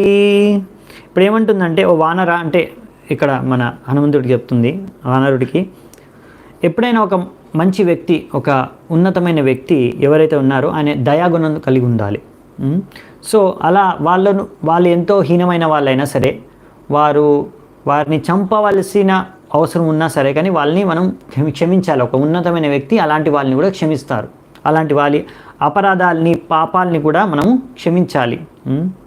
ఎందుకంటే ప్రతి ఒక్కరిలో ఏదో ఒక లోపం ఉంది కనుక వాళ్ళు ఎన్ని లోపాలున్నా, ఎన్ని పాపాలు చేసినా సరే పర్వాలేదు. నా యొక్క ఉదార హృదయం ఏంటంటే, ఉన్నతమైన వ్యక్తి అలాంటి వాళ్ళని క్షమించాలి, నేను క్షమిస్తాను అనేసి క్షమించేస్తుంది అనమాట సీతాదేవి. రాక్షసుల్ని కూడా ఆమె క్షమించగలుగుతుంది. సో అందుకనే రాముడి యొక్క ఉద్దేశం ఏంటంటే, నాకన్నా సీతాదేవి యొక్క చరిత్ర గొప్ప అని రాముడి ఉద్దేశం అన్నమాట. అందుకే ఆ సీతాదేవి యొక్క చరిత్రను ఇప్పుడు వీళ్ళిద్దరి ద్వారా లవకుశుల ద్వారా ఈ రామాయణం వాళ్ళు పాడుతున్నారు కదా, దీని ద్వారా నేను వినగలుగుతాను అనే ఆనందంతో ఆయన వింటున్నాడు అనమాట. అలా ఆనందంతో వినడమే కాదు, ఇప్పుడు వాళ్ళు స్టార్ట్ చేస్తారు రామాయణాన్ని చెప్పడం లవకుశలు. అది స్టార్ట్ చేస్తే వాళ్ళు మార్గ అనే ఒక, అది పాడే విధానంలో కూడా రెండు విధానాలు ఉన్నాయి. ఒకటి మార్గ అనే, ఇంకోటి దేశీ అనేసి. రెండు విధానాల్లో మొత్తం ఎక్కువగా ముఖ్యమైన విధానం వచ్చేసి మార్గ విధానం. అదే విధానంలో వీళ్ళు పాడుతున్నారంట. అలా ఇప్పుడు పైన సింహాసనంలో రాముడు కూర్చున్నాడు, కింద లవకుశులు కూర్చొని పాడుతున్నారు. అంటే పెద్ద సభలో మిగతా వాళ్ళందరూ కూడా కింద కూర్చొని ఉన్నారు. రాముడు మాత్రం పైన, రాజు కాబట్టి పైన కూర్చొని ఉన్నాడు. అలా అందరూ మగ్నమైపోయి వింటున్నప్పుడు మెల్లిగా రాముడు ఎవ్వరు గమనించకుండా, అందరు ఇప్పుడు వింటున్నారు, మగ్నమైపోయి ఉన్నారు, ధ్యానంతో వింటున్నారు. ఎవ్వరికి తెలియకుండా మెల్లిగా, అంటే ఎవరిని డిస్టర్బ్ చేయకుండా రాముడు ఎంతో ఆకర్షితుడై ఇంకా ఆనందాన్ని ఇంకా ఎక్కువగా ఆస్వాదించాలనేసి అందరితో పాటు ఇంకా ఆనందాన్ని ఎక్కువగా ఆస్వాదించడానికి అనేసి ఆయన సింహాసనాన్ని వదిలి అందరితో పాటు మెల్లిగా కిందికి వచ్చి కింద కూర్చున్నాడు అనమాట, అందరి మధ్యలోనే ఆ రామాయణాన్ని వినడానికి. సో ఇక్కడ ఏం చెప్తున్నారంటే, మనము ఇక్కడ ఒకటి ఏకస్వాదున భుంజిత ఒక కహావట్ అనమాట చెప్పడానికి. అంటే ఇప్పుడు ఏదైనా రుచి చూడాలంటే మీరు ఒక్కరే ఎంజాయ్ చేశారనుకోండి, అంత ఎక్కువగా ఎంజాయ్ చేయలేరంట. అలా రాముడు ఒక్కడే అక్కడ పైన కూర్చున్నాడు అనుకోండి, దాన్ని ఎక్కువగా ఆ కథను, ఆ యొక్క రామాయణాన్ని కూడా సరిగ్గా ఆస్వాదించలేడు అనమాట.